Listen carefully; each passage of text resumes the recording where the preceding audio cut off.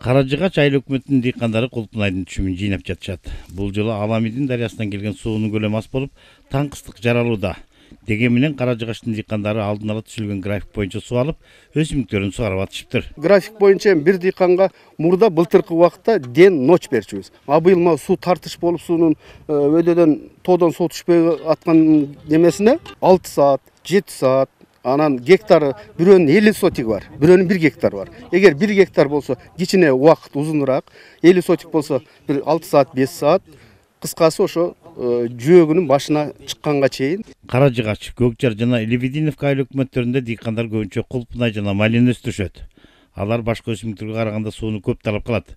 Жаралган кырдаалды жөнгө салуу үчүн кесиктешип суу берүү киргизилген.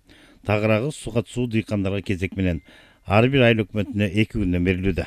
Погодный условиянын айынан ушу суу мөңгүлөрүбүз эрибей атат.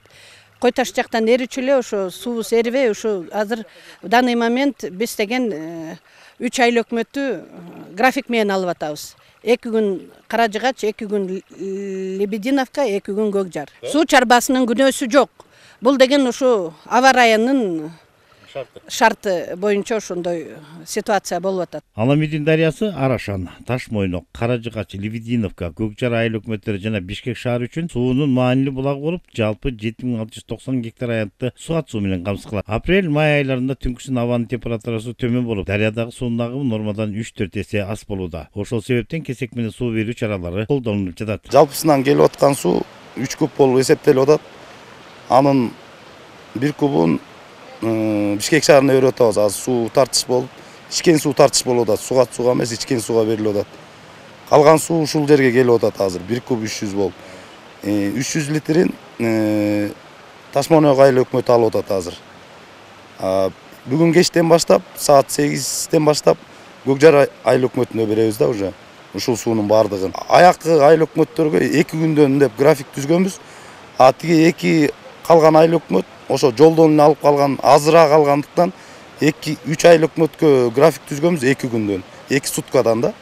2 суткадан берип атабыз азыр. Акыркы 2-3 күндө дарыядагы суунун деңгээли акырындык менен көтөрүлүүдө. Деген менен ал көлөм сугат сууну үзгүлтүксүз берүүгө дагы дале жетишсиз. Буга байланыштуу сууну кесектешип берүү тартиби сакталат. Райондук суу чарба башкармалыгы дыйкандарды абалды түшүнүү менен кабыл алууга чакырат. Азыркы тапта суу 3 куб болду. Погоданын кескин түрдө ушундай өзгөрүүсүнө байланыштуу суулар түшпөй атат. Эми азыр жанагы биз кезектешип 10 майдан бери водоборот жүргүзүп атабыз. Но азыр суунун кошулмайынча биз водоборот менен иш алып барып турабыз.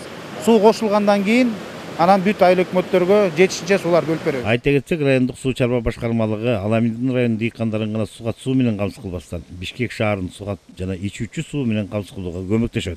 Талбек Абдыраев, Элдар Анарбеков, ЛТР каналы, Чүй облусу.